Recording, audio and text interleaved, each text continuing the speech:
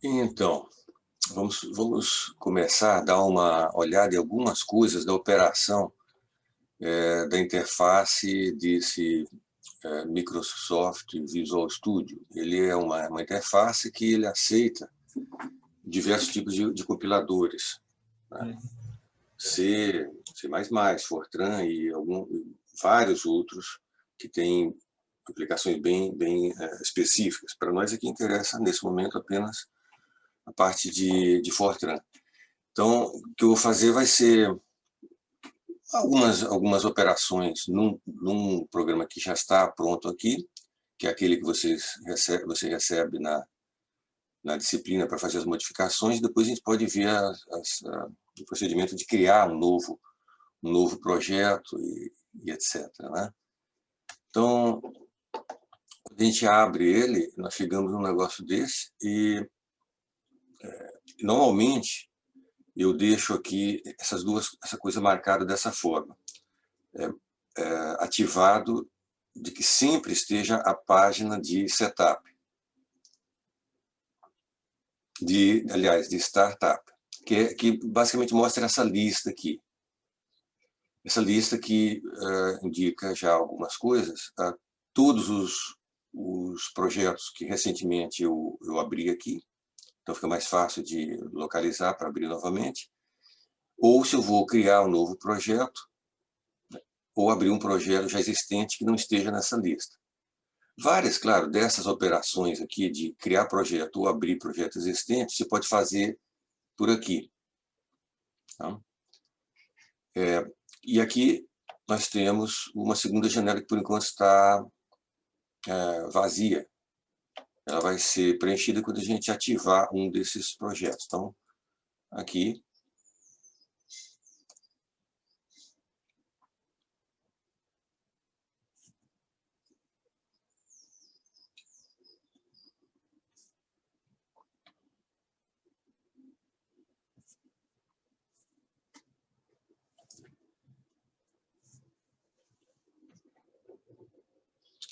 então, isso aqui ele já abre na disposição de janela que eu criei anteriormente. Então, eu prefiro trabalhar com duas janelas em paralelo. Uma eu posso abrir algum arquivo fonte, no outro eu posso abrir algum arquivo de entrada ou de saída, ou de listagem de erros, de compilação. Então, as coisas ficam um tanto organizadas. Voltando aqui da maneira como está, se eu venho aqui nesse Solution Explorer, eu vejo uma visualização dos arquivos que compõem esse projeto, os fontes, principalmente aqui, source files. Então, aqui, esse projeto eu tenho ele apenas, todas as subrotinas, eu coloquei em dois arquivos. Como outros programas eu tenho que estão divididos em 50 arquivos, 10 mil rotinas, em 100 arquivos, coisa assim.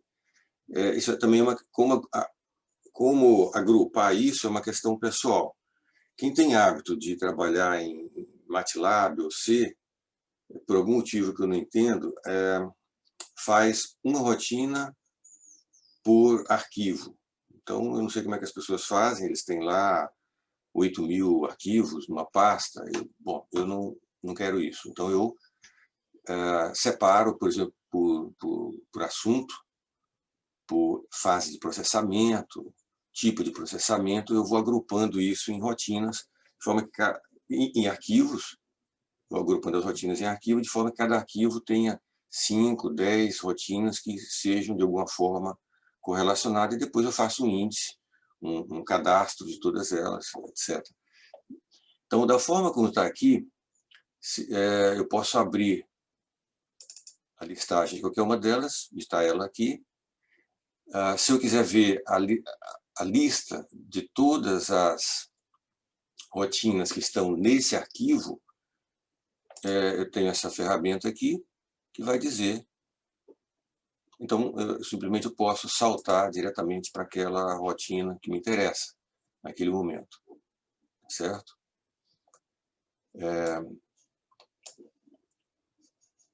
Aqui eu já tinha aberto a rotina Gauss, aliás, o arquivo Gauss. Aqui também tem uma quantidade de rotinas,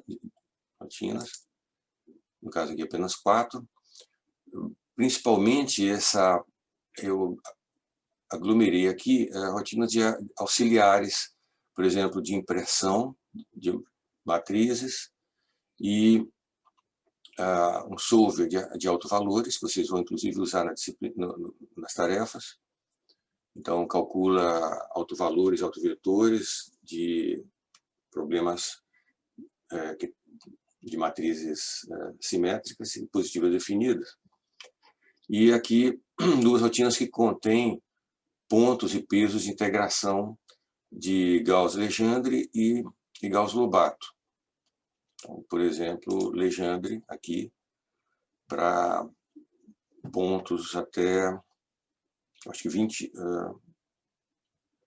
21 pontos, se não me engano. Vamos ver.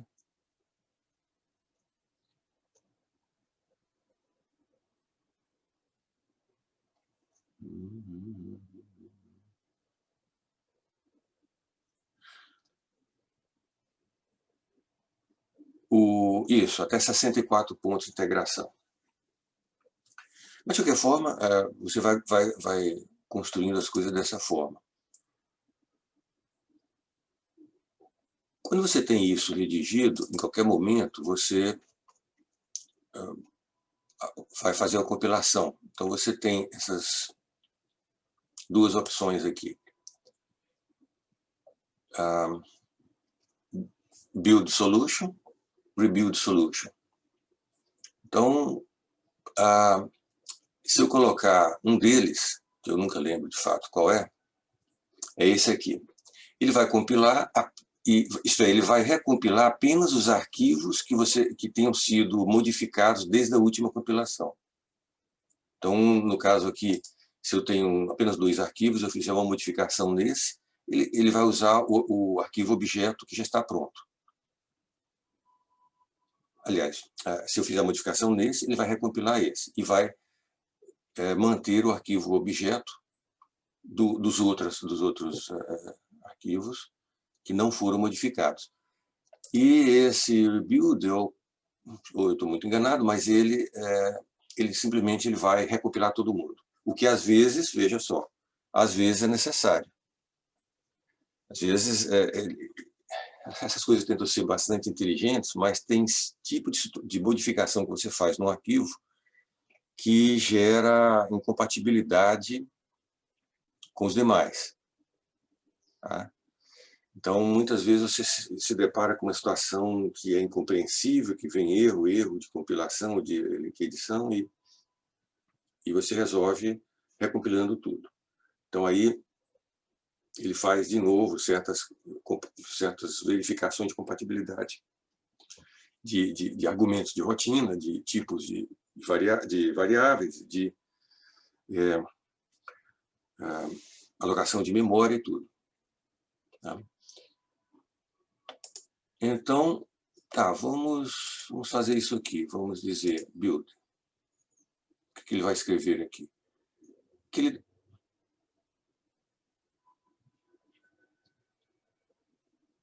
Ele compilou apenas, observe, ele compilou apenas esse arquivo aqui, não compilou o Gauss, porque provavelmente eu fiz alguma pequena modificação aqui.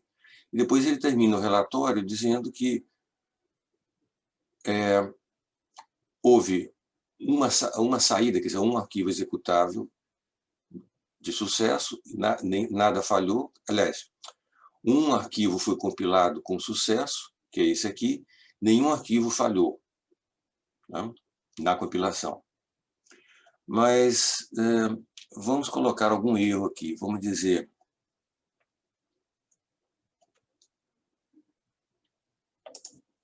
que eu tiro esse igual aqui. Vamos ver o que vai acontecer.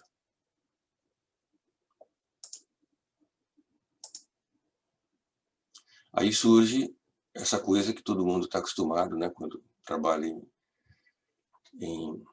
programação, que é a lista de mensagens de erro, e você vai ter que tentar interpretar o que está aqui, né? tentar intuir o que quer dizer, onde que estaria no seu programa esse erro. Então, ele diz que tem um erro de sintaxe, ele indica a linha 189, está aqui, então acertou a linha. O erro aqui é um end do, então ele olhou que lá embaixo existe um end do aqui, que não tem um do correspondente. Já que isso aqui não segue a sintaxe do, então ele considera que isso aqui não é um do. Então é como se não existisse um do aqui, mas teve um end do ali. Então, ok, você vai lá na linha, olha, tenta interpretar, coloca e acerta isso aqui. Então, essa mensagem, ele cria automaticamente uma outra aba aqui, que é a listagem de erros, e também tem um output, que são as mesmas mensagens, só que da estatística. Né? Ele está dizendo que nenhum arquivo teve sucesso na compilação e um falhou. E os erros que apareceram, você vai ver. Aliás, estão aqui também, né? Que nesse arquivo, que está nessa pasta, na linha 189, teve esse código aqui, e etc. Basicamente a mesma mensagem que aqui, apenas que aqui parece que tem um pouco de detalhe a mais e está diagramado. Indica qual é a linha. Né? Então, se a gente compila de novo,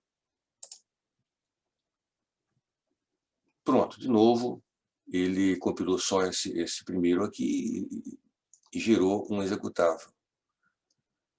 Então, nós estamos prontos para rodar o executável. Bom, o executável, ele é criado numa pasta que é gerado automaticamente. A gente pode dar uma olhada aqui.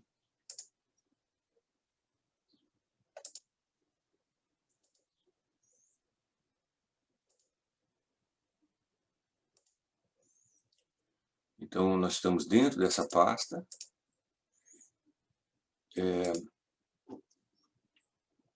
Vamos ver.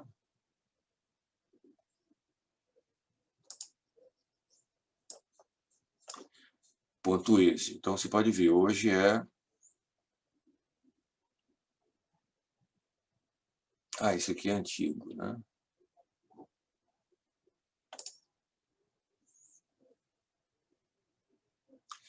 Tá, então o que ele gerou foi isso aqui, esse arquivo executável. Como eu tinha... Bom, aqui tem um outro detalhe que a gente já pode comentar. Quando você vai executar, aliás, quando você vai compilar, você opta por um tipo de compilação que vai gerar um executável autônomo, que é chamado ali de versão release, que significa o quê?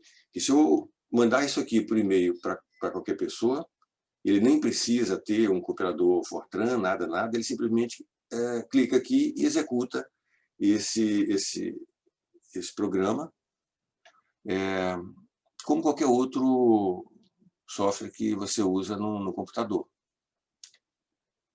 Agora, quando você faz a compilação, você pode fazer a compilação durante a sua fase de depuramento, de desenvolvimento do programa, você pode fazer no formato debug.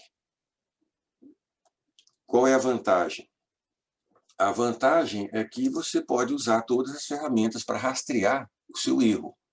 Então, a versão debug e a forma de debug de compilar, ela gera um arquivo muito maior, ela compila já de uma maneira muito mais detalhada, segue outros procedimentos que permite que você execute linha por linha, por exemplo, esse programa seu até encontrar algum ponto que tem um erro de execução.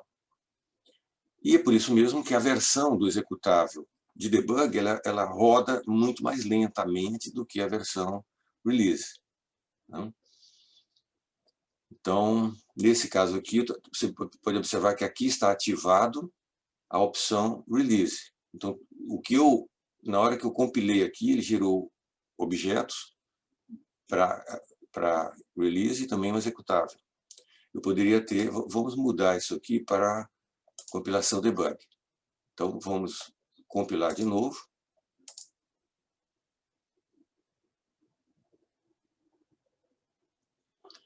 E aí, já temos alguma coisa aqui.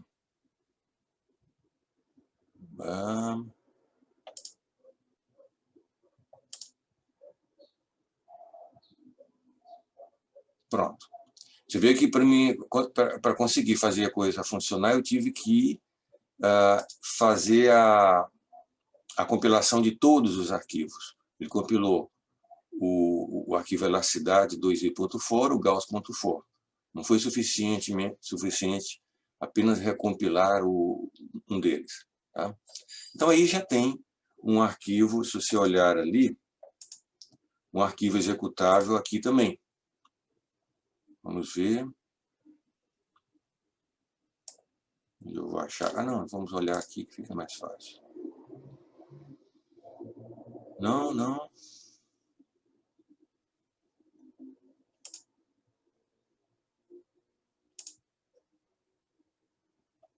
Elasticidade 2D, está ele aqui. Certo? Então, esse arquivo, só para repetir, esse arquivo executável que foi obtido na forma debug, e não adianta eu mandar ele para outra pessoa. Tá? Ele só vai funcionar dentro de um compilador, desse mesmo compilador aqui. Então, voltando, o que nós podemos ver em seguida? Vamos executar isso aí. Como eu acabei de compilar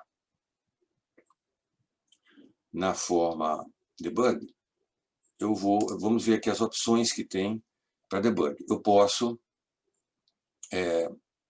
começar o debug, isto é, começar a executar do processo debug, ou executar o programa inteiro de uma vez, seria o Ctrl F5. Pronto, isso aqui essa frasezinha eu coloquei, né, no final do programa principal, para dizer que terminou tudo normalmente. Pressione qualquer tecla e pronto, acabou. E aí, o que ele fez? Bom, ele seguiu o que está programado, né? Ele, principalmente aqui no começo, ele identificou que existe um arquivo chamado dado6in.txt, que já existia, que é um arquivo onde tem os dados, que é esse aqui. Tá? E ele criou ou verificou se já existia um arquivo para saída com esse nome. Como já existia, ele não foi criar, porém ele puxou o apontador, digamos, havia um conteúdo anteriormente nesse arquivo saída. Tá? Já havia um conteúdo porque eu já tinha rodado outras vezes, mas esse conteúdo ele é limpado na hora que o programa passa por essa operação aqui, por esse open.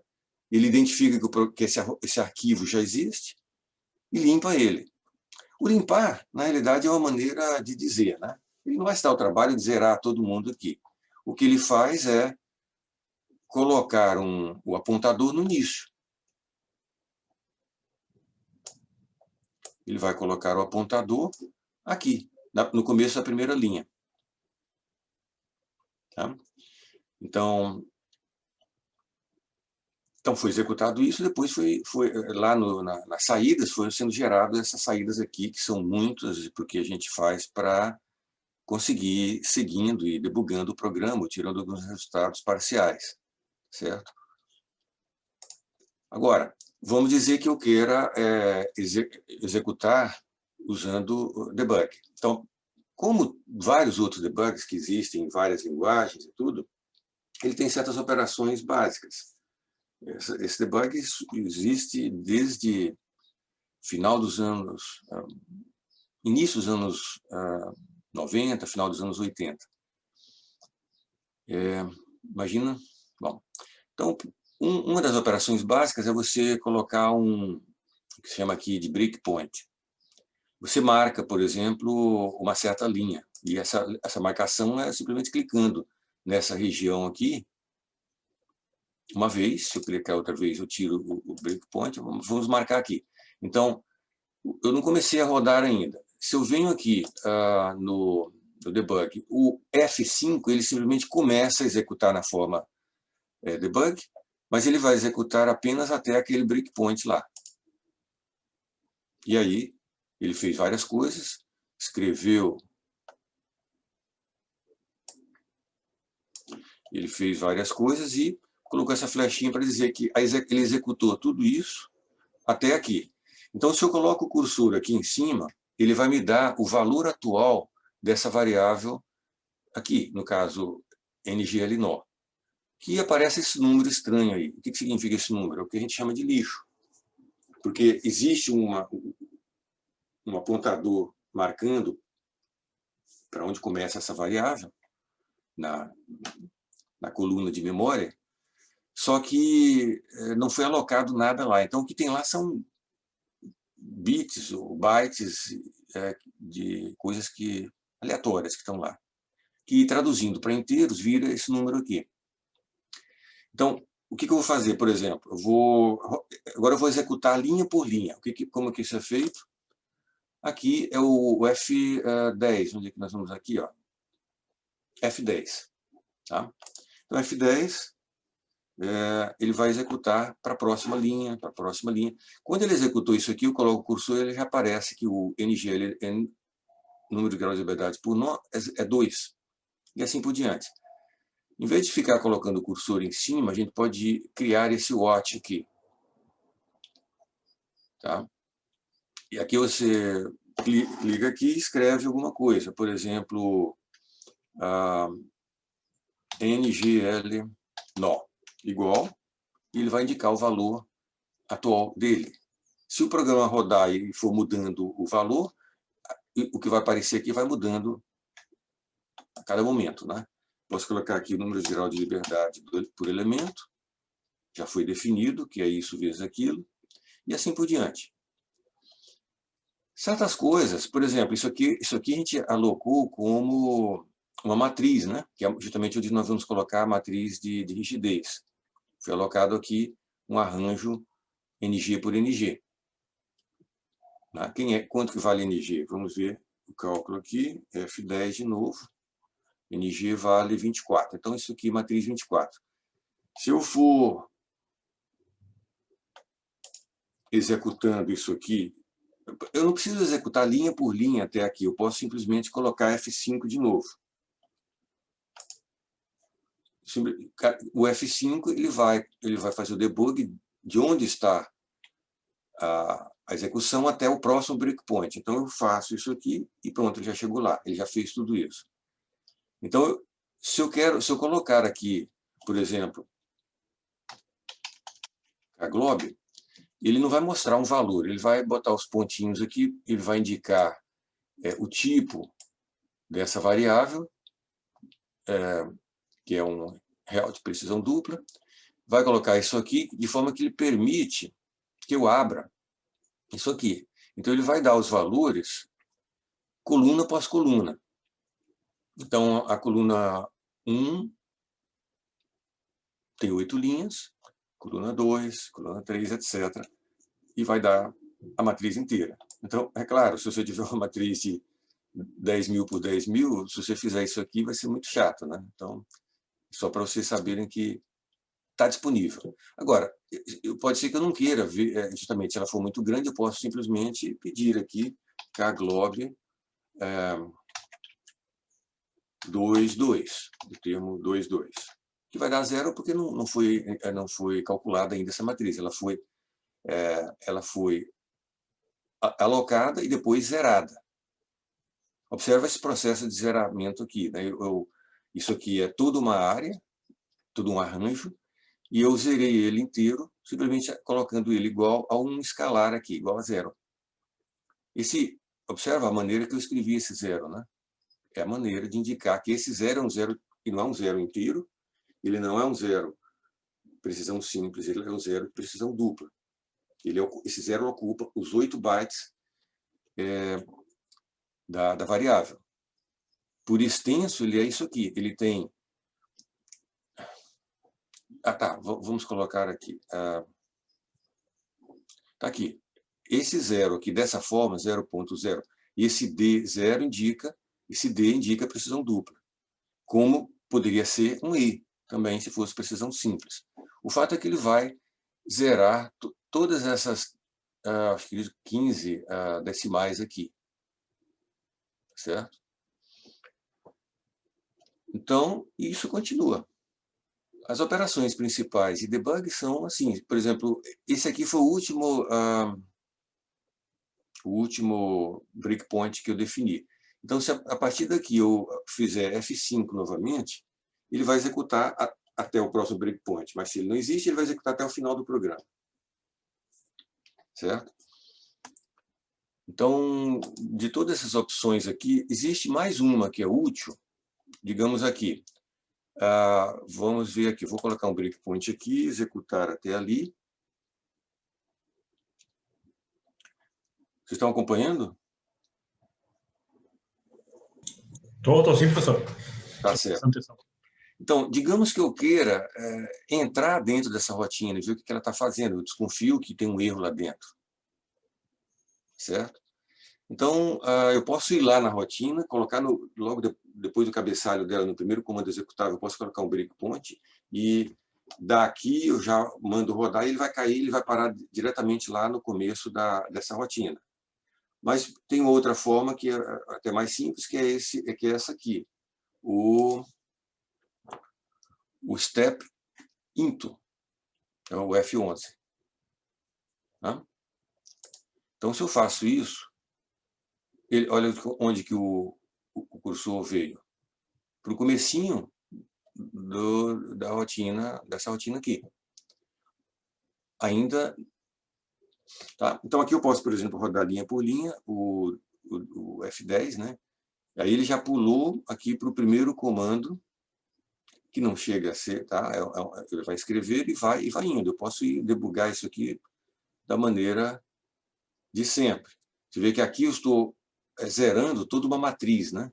Então, ele abriu essa... Né? Por exemplo, energia L9 igual a 2. Tem esses ifs, eu posso ir linha por linha, etc., e verificando, observando resultados aqui, até descobrir algo que está calculando de uma maneira que não deveria. Tá? Então, essas 3 ou 4 ferramentas principais que tem no debug, junto com esse watch aqui, permite você justamente vigiar o valor de variáveis conforme elas mudam, né?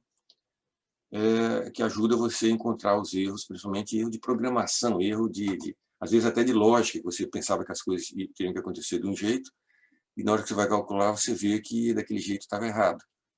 Ou outro tipo de coisa, né?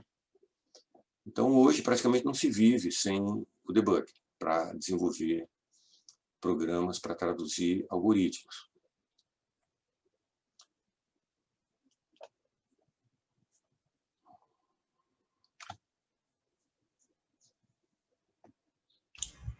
Esse watch, professor, o watch o senhor ativou ele? Eu não estou conseguindo identificar no meu aqui como ativar. O senhor sabe? Olha, tem tanto tempo que eu não faço, eu tenho a impressão que ele surge magicamente quando você ativa debug. O seu não aparece? Não apareceu. Não apareceu aqui um watch? Eu acho que Não você tem apareceu. razão. Eu tenho que procurar, tem que garimpar por aqui. Acho que tem razão. Tem que procurar mesmo onde que... Não, tranquilo. Eu ia perguntar para o eu senhor, não professor. consigo lembrar aqui onde que eu vou achar o fulano. Depois, não sei se o senhor tem como reenviar os arquivos, professor, para mim, porque na compilação está dando uns erros de objeto no meu, em relação àqueles objetos que o senhor mostrou, do Gauss Legendre, do Gauss Lobato, aqueles arquivos externos, ele está dando um erro e não está indicando nem a linha para mim, onde é que está esse erro. Bom, a primeira coisa, você tem esse projeto pronto, porque você vai ter que reconstruir esse projeto. Essa é uma coisa que a gente pode ver agora. Creio eu que está aqui, que eu tinha reconstruído ele. O projeto... Posso ter feito errado isso. É que eu mandei o projeto. Só que o projeto ele está associado às pastas, os nomes das pastas e subpastas, onde o compilador vai encontrar esses arquivos aqui. Talvez ele nem tenha encontrado esse arquivo em lugar... Entende o que eu quero dizer? Por exemplo, Sim. quando eu criei isso aqui, eu fiz uma estrutura. Eu estou dentro de Paulo, Paulo Tudo, Paulo Forelli, La Cidade. Então, a estrutura de pastas é desse jeito. Eu tenho uma pasta chamada La Cidade 2D, onde aqui dentro tem esse fonte e esse fonte aqui, é onde ele vai procurar. E ele vai criar uma pasta debug, onde ele vai colocar os objetos, os módulos de cada rotina e tudo mais. Tá? Bom, vamos fazer uma coisa que raramente eu faço, porque a gente faz muito pouco. Isso que é criar, né? Você cria um projeto uma vez, depois você fica 1 ano ou 5 anos trabalhando nele, né? Então, é uma coisa que raramente a gente faz. Então, vamos voltar aqui para essa Start Page. Por isso que eu desmarco o default quando você instala o programa. Isso aqui vem marcado. Então, cada vez que você entra aqui e entra ou abre um projeto, ele fecha essa página aqui. E aí é meio chato, eu gosto dela ficar sempre aberta. Então, eu vou aqui para novo projeto. Tá? Vamos dizer que a gente vai criar um novo projeto.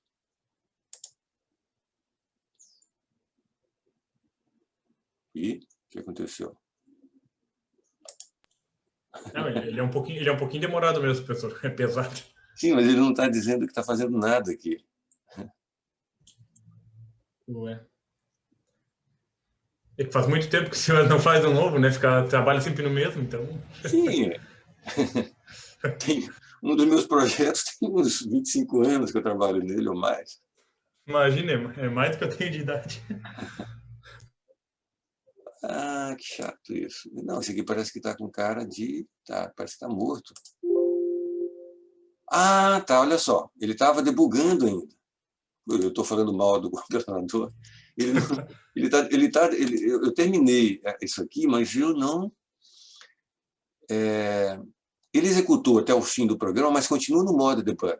O que significa? Ele rodou tudo, mas, por exemplo, se eu chegar aqui e perguntar qual o valor de NE, ele vai saber que é o 2. Qual o valor de NELEM, número de elementos, ele sabe que é 6. Ele está dentro, ele executou tudo, provavelmente o apontador dele está lá no final desse programa principal, mas ele está no modo debug ainda. Ele está executando ainda o debug. Então, eu teria que ir ali e dizer stop debugging. Tá? Deu. Agora vamos ver se a coisa funciona. Então, vamos aqui. Novo projeto. Ah, aí sim. Agora foi. Tá indo. Então, ele começa nessa janela aqui. Você pode, eu vou cancelar aqui. Na verdade, você pode fazer essa coisa aqui também. Nesse file tem coisas interessantes. O salvar, se eu estou, por exemplo, aqui, eu faço uma modificação, eu salvo da maneira de sempre, ou Ctrl S, ou então save esse arquivo aqui. Ou save as, como os janelamentos todos funcionam desde muito tempo. Se eu criei, por exemplo, 2 colunas aqui, isso aqui, o default, quando você começa a usar o compilador, só tem uma coluna aqui. O que é muito chato, porque às vezes você tem um monte de abas aqui, tudo misturado. Então, com 2, você consegue ver 2 coisas ao mesmo tempo e tudo mais. Você consegue arrastar uma aba dessa de um lado para o outro. Tá? Então, como eu disse, eu prefiro as saídas de um lado e os fontes do outro, coisas assim. Então, quando eu faço essas modificações, eu posso salvar essa... Como é que chama? Save all. Ele vai salvar todos os arquivos, ele vai salvar, inclusive, isso aqui, essa disposição. A próxima vez que eu abrir, vai estar nessa mesma disposição aqui. Então, ele vai salvar o projeto. Mas, voltando, aqui eu abro o quê? Eu posso abrir um projeto, tá? Um projeto já existente, em vez de usar aqui, ou abrir daqui, se já tiver sido aberto recentemente, eu posso vir aqui e open um projeto. Ou a gente pode abrir um arquivo da maneira como se fosse um editor de texto. Aí tem uma pegadinha. Se eu for lá no outro projeto e abrir um arquivo de um outro projeto, o arquivo vai estar visível aqui. Mas ele continua não pertencendo a esse projeto. Entendido isso? Sim, ele apenas mostra, mas Ele não apenas está vincula. mostrando como se fosse um editor de texto qualquer, como se eu tivesse aberto lá no Word ou em qualquer outro editor de texto. Ele é um editor de texto que eu abro um arquivo, mas o fato de que está aqui mais um arquivo listado aqui nessa aba, não quer dizer que esse arquivo tenha nada a ver com esse projeto que está em vigor aqui. Você pode optar, e é uma maneira que se faz, incorporar aquele arquivo nesse projeto aqui. Essa, na verdade, é a maneira que eu costumo usar, né? Então, voltando aqui, eu estava falando disso, de abrir uma coisa já existente, ou um arquivo, ou um projeto. A gente pode... O new. New, ou você, de novo, ou você cria um novo projeto, ou você cria um arquivo. E engraçado que você criar um arquivo não quer dizer que ele esteja em qualquer lugar, em qualquer projeto. Ele vai ser um arquivo independente. Então, vamos dizer, vamos criar um novo projeto. Então, isso aqui... então, voltamos àquela página que está lá, né? Então, aparece isso aqui. Eu vou querer dizer que linguagem se trata. Tem esse F, jogo da velha aqui. Então, aqui tem Intel Visual Fortran, e aqui tem várias opções para o Visual Fortran. E tem outras linguagens aqui, que eu nem sei se estão instaladas. Está aqui Visual Basic, C, C++, isso e aquilo, Java. Mas vamos, então, nos concentrar aqui, que é o que nos interessa. Essas opções. Então, aqui você vai ter opção, por exemplo, Quick Win Application. Isso aqui é uma coisa que permite você, teoricamente, de uma maneira simples, você criar janelamento, criar interface gráfica. Botões, menus, etc. e tal. Se você vai fazer um negócio, uma interface complexa, existe esse outro aqui, Window Application, que aí você faz de tudo que você quiser na vida, usando Fortran, por incrível que pareça. Obviamente, eu não recomendo nada disso, né? Não é a nossa área, não é o nosso interesse, não vai nos dar benefício algum, mas isso vai ser de interesse para alguém, né? Vai ter que ter uma equipe de programação, desenvolvimento, e vai ter que saber por que programar isso em Fortran e não em C ou em outra linguagem adequada ao janelamento. De qualquer forma, isso aqui existe. Library, isso aqui você consegue, é uma versão, biblioteca é uma versão, digamos assim, parecida com digamos, uma rotina, porém ela tem uma autonomia. Depois a gente pode ver o que é isso. Tá? Essa é uma das coisas mais poderosas que o Fortran possui, são as bibliotecas. Então, por exemplo, o que eu programei aqui, eu mesmo escrevi todas as rotinas que são usadas aqui nesse programa, por exemplo, nesse Elasticidade 2D. No entanto, eu poderia ter lançado mão de uma biblioteca universal, já existente, de Fortran. Então, você tem bibliotecas tipo IMSL, que tem milhares de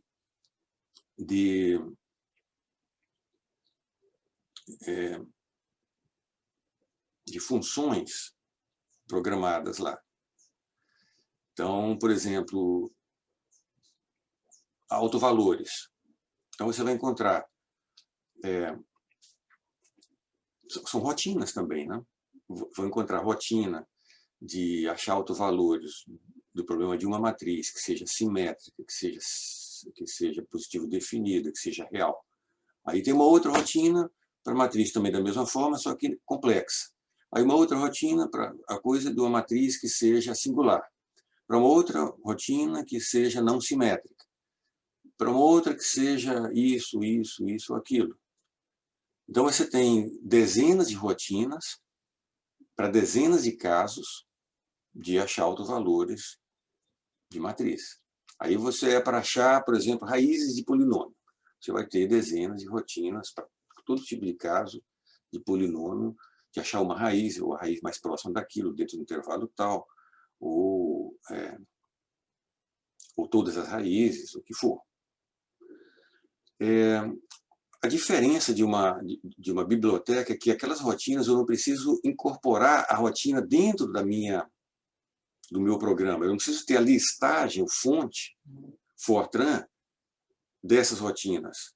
Eu simplesmente indico ao meu programa, dentro do meu programa, uma linha de comando para ele buscar dentro do compilador e alocar a biblioteca, e depois eu simplesmente faço call àquela rotina.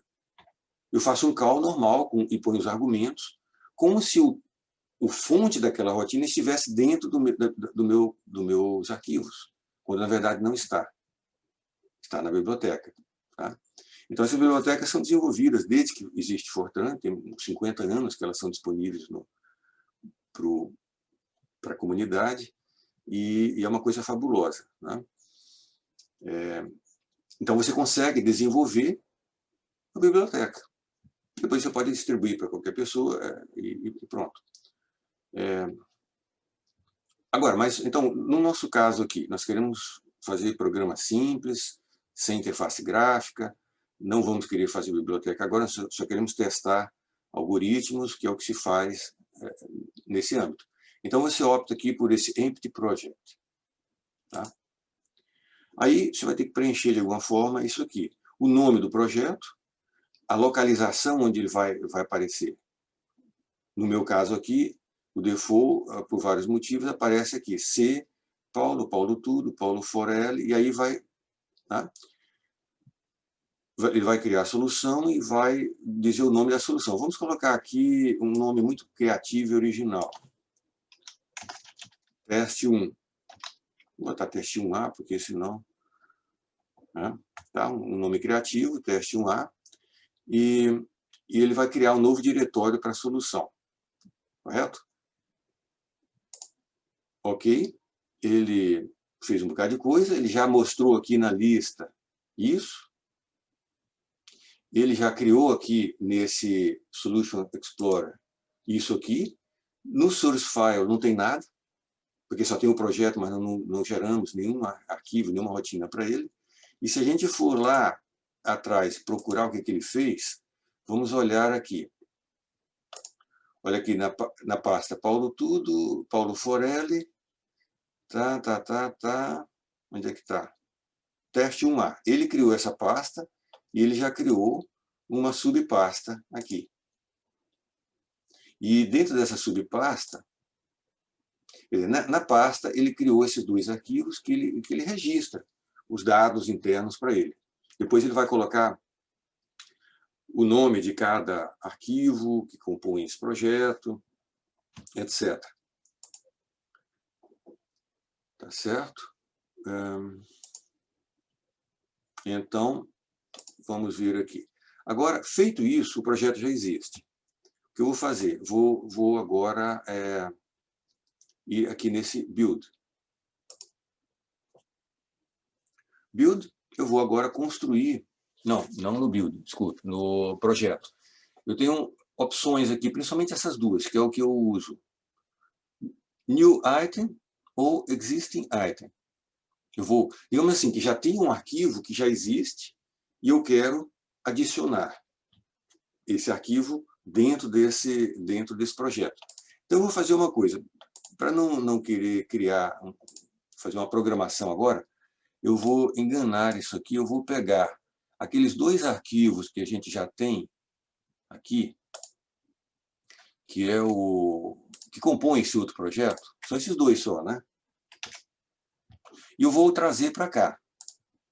Então, eles vão estar aqui, mas eles não têm nada a ver ainda com esse projeto. Correto? O que eu vou fazer vai ser, eu vou adicionar um item que já existe, um arquivo que já existe. E aí, ele vai me mostrar tudo que já existe, isto é, todos os arquivos .for ou .f. Isso é que eu não mencionei ainda. Quando você vai criar, eu comentei na outra aula um pouco, que você tem arquivos de fonte, Fortran, de dois tipos. Aquele de formato fixo, aquele lá que tem de 80 colunas, e o formato livre. Quando você opta por formato fixo, ele automaticamente coloca o nome de .for. Quando você coloca em formato livre, então ele vai com o .f. A rigor, existe... se você quiser compilar usando vários comandos que só existem em Fortran, que agora eu não lembro, a partir do Fortran 90, aí você coloca .f, então você não consegue compilar em versões anteriores de Fortran. As versões anteriores não possuíam formato livre. Tá? Se você põe .for, você vai conseguir compilar em qualquer versão de compilador. Se seus comandos forem mais universais, que nem os que a gente está usando aqui, você vai conseguir compilar no compilador da versão Fortran, sei lá, 70, correto? Então, a questão das versões é mais crucial se você faz programação por objeto. Então, aí você tem que usar uma versão de compilação a partir de Fortran 90, se não me engano. Tá? Então, tá.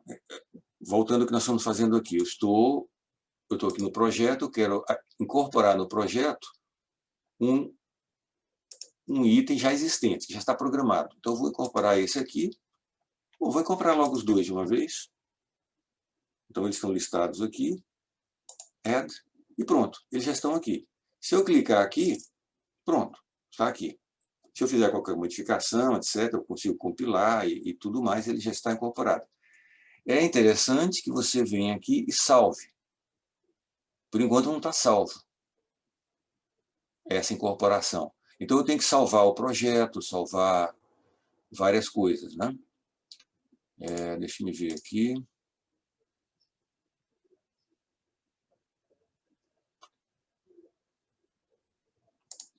Pronto, está tudo salvo. Não só os arquivos, mas a nova versão do projeto. O que mais? Por exemplo, eu posso querer agora programar mais uma rotina, mas dentro de um outro arquivo. O que eu vou fazer? Projeto, novo item. Novo item, ele vai abrir uma pasta desse mesmo tipo aqui. E aí, aqui onde eu vou fazer a opção se eu quero o .f90 ou o .for. Então, esse aqui, o .for, ele já escreve aqui. Esse aqui é o Fixed Form. File, Freeform File. Eu, por escolha, isso aqui é uma questão de escolha pessoal, eu poderia também criar um arquivo texto, um outro arquivo que alguns eu não sei para que serve, etc. Eu vou criar aqui o Fixed Form. Eu vou ter que escolher um nome para ele. Vamos dizer arc3.for, e ele vai ser criado naquela mesma pasta onde já estão os outros dois arquivos. Aí ele cria isso aqui. Vamos ver onde que está. Está aqui, olha. Os dois arquivos que eu já tinha criado, e mais o arquivo 3 que eu acabei de criar, que está criado, mas está vazio ainda. Né? Então, eu posso agora chegar aqui e fazer aquela coisa de sempre. Eu vou aqui, inclusive o cursor é bonzinho, ele já está na coluna 7, onde eu posso começar a escrever. Routine, hot 1, que tem arquivos A, argumentos B, N, etc.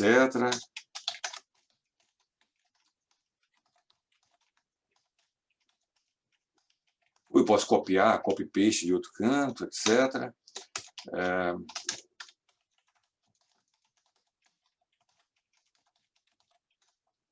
Aqui eu posso vir aqui e colocar essa rotina, serve para calcular isso e aquilo. os argumentos são: A significa matriz de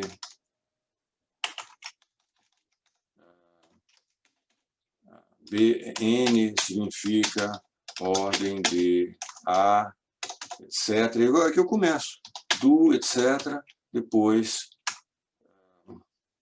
vamos dizer, do até o label 10, JJ igual a 1 a N. Do 10 KK de 1 a N. A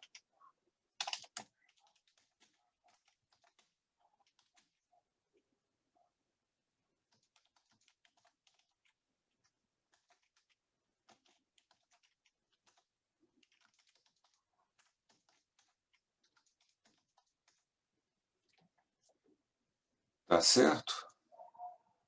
Então, eu tenho isso aqui. E aqui, return, end, o que geralmente se coloca isso aqui porque isso facilita nas mensagens e tudo mais. Pronto, vamos dizer, salvo isso aqui e pronto. Isso aí. Uma dica de programação que eu faço para vocês é tentar nunca fazer o que eu fiz aqui. Tá? Nunca criar uma variável com uma letra só, ou evitar isso ao máximo. Por quê? Porque se você tem um arquivo, que nem esse aqui, por exemplo, que tem quantas linhas? Ele tem umas 1000 linhas, 1600 linhas, não é nem grande. Mas digamos que eu esteja procurando aqui a variável n. Ctrl F, n. olha quantos n's tem. Percebe? Então, se você cria variáveis que só tem uma letra ou duas, pode ser que você nunca mais encontre ela quando você precisar. Tá? Então, é por isso que o bom é você criar variáveis que tenham 3, 4, 5 letras. Não recomendo também criar verdadeiras romances ali. Essa variável significa o número de letras, o número de dimensões da matriz. Tem uma época que o pessoal gostava de escrever uma frase inteira como nome de uma certa variável, né, ou de rotina. É tolice, na realidade. Né? Então, por exemplo, se eu colocar procurar NNOS, find NNOS, bom, aí a coisa só vai aparecer onde seja realmente NNOS, porque tem 4 letras. Correto? Então, isso aqui que eu fiz já é já dá um problema, né?